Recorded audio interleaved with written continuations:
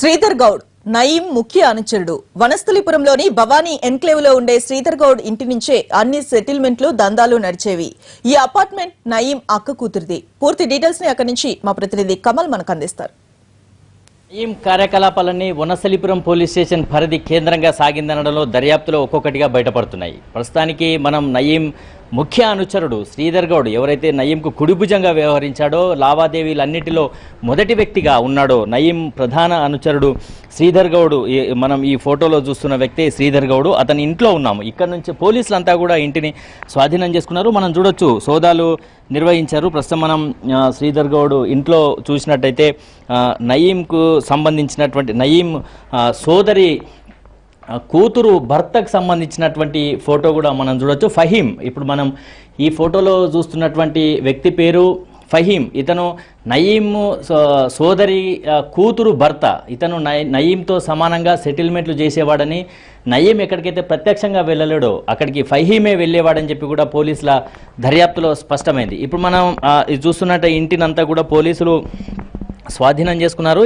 ఇది చూడొచ్చు, Vanasthalipuram police station పరిధిలో ఉన్నటువంటి భవానీ ఎంక్లేవ్ ప్రాంతంలో, భవానీ ఎంక్లేవ్ సమీపంలో ఈ ఇల్లు ఉంది. ఈ ఇంటిని కనుక ఒకసారి మనం పూర్తిగా పరిశీలిస్తే, మన కెమెరా పర్సన్ గణపతి చూపిస్తున్నటువంటి విజువల్స్ని కనుక మనం ఒకసారి పరిశీలిస్తే, పోలీసులు అంతా కూడా ఈ ఇంటిని స్వాధీనం చేసుకున్నారు. ఇందులో బుల్లెట్ చూడొచ్చు.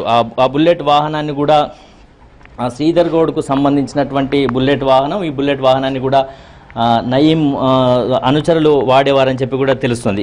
ఇక మనం ఇక నుంచి ఈ నయీం ఏ విధంగా అయితే ఎక్కడ సెటిల్మెంట్లు జరిపినా, ఎక్కడ లావాదేవీలు జరిపినప్పటికీ కూడా దాంట్లో వచ్చేటువంటి అమౌంట్ అంతా కూడా మనం చూడొచ్చు. నయీము ఈ ఫోటోలో కనిపిస్తున్నటువంటి మహిళనే నయీము సోదరి కూతురు. ఈ అమ్మాయి, ఈ యువతి పేరుపైనే ఇల్లు, షహీన్ పేరుపైనే ఈ ఇల్లు కూడా ఉంది. అంటే శ్రీధర్ గౌడ్ ఇక్కడ నివాసం ఉంటున్నప్పటికీ ఈ ఇల్లు కూడా నయీం సోదరి కూతురు పేరుపైనే ఉందని చెప్పి కూడా పోలీసుల దర్యాప్తులో తేలింది.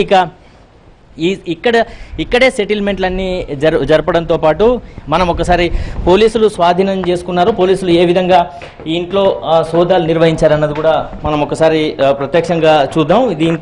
ఈ బిల్డింగ్లోనే పై అంతస్తులో ఉన్నటువంటి శ్రీధర్ గౌడ్ ఇంట్లో పోలీసులు నిన్నటి నుంచి కూడా సోదాలు నిర్వహిస్తున్నారు. మనం ఈ ఇంటిని చూడొచ్చు. ఒకసారి ఇంటిని గమనించినట్టయితే కనుక నయీం నిన్న ఘటనా స్థలంలో ఏవైతే షూ వాడారో అటువంటి షూని శ్రీధర్ గౌడ్ కూడా వాడేవాడని చెప్పి కూడా పోలీసుల దర్యాప్తులో తేలింది. అంతా కూడా సోదాలు నిర్వహించారు. పోలీసులు పూర్తి స్థాయిలో తనిఖీలు నిర్వహించి శ్రీధర్ గౌడ్ దగ్గర కీలకమైనటువంటి డాక్యుమెంట్స్ను స్వాధీనం చేసుకున్నారు. మరోవైపు నయీం సెటిల్మెంట్లకు సంబంధించి ఈ ఇంటిని ప్రధానంగా వాడేవాడని చెప్పి కూడా పోలీసుల దర్యాప్తులో శ్రీధర్ గౌడ్ అంగీకరించాడు. మనం చూసినట్టయితే శ్రీధర్ గౌడ్ ఇంట్లో పోలీసులు పూర్తి స్థాయిలో ఆధారాలన్నీ కూడా సేకరించారు.